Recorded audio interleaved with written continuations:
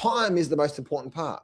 And I've shown you many examples just in today that when the market does nothing, especially for many years, that's when big trends are happening. So when we're looking at all these different markets out there, right? If we look at, say, things, for example, gold, right? If you look at gold, if I bring on the actual gold chart again here for a minute, and I actually bring on the actual charts here, let me show you this here, right? Because this is where it gets really, really, really, really awesome here.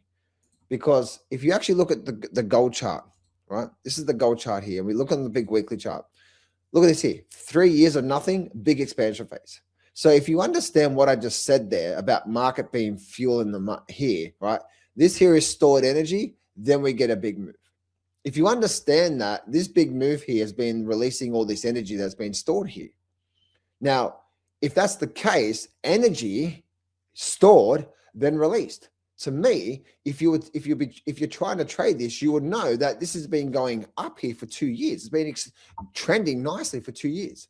That's been utilizing a lot of the energy that's been stored through here. So in that case, guess what? We're getting towards the end of this acceleration phase through here. We're not getting this. This is not the start of a very big move. What do we need for another really big move?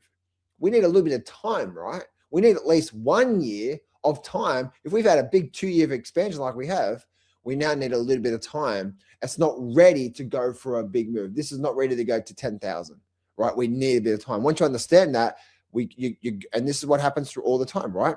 We go through these expansion phases. Even happened down through here, right? Look at this down through here. It actually happened a bit longer through here. This one happened a bit longer, as you can see. Let me go down to here. Look at this here. Sideways for a while, sideways, not really doing much. Breakout, and then you end up going for, as you can see, from there to there, end up making it about 50% in about have this big expansion phase. This is a big expansion phase through here, right? So as you can see, this is what actually happens through all the different markets from here. And so once you understand this, and once you get a good idea about this, you can understand why markets do what they do, right? And this is where the markets really start to go through this process. Time is the most important part. And I've shown you many examples just in today that when the market does nothing, especially for many years, that's when big trends are happening.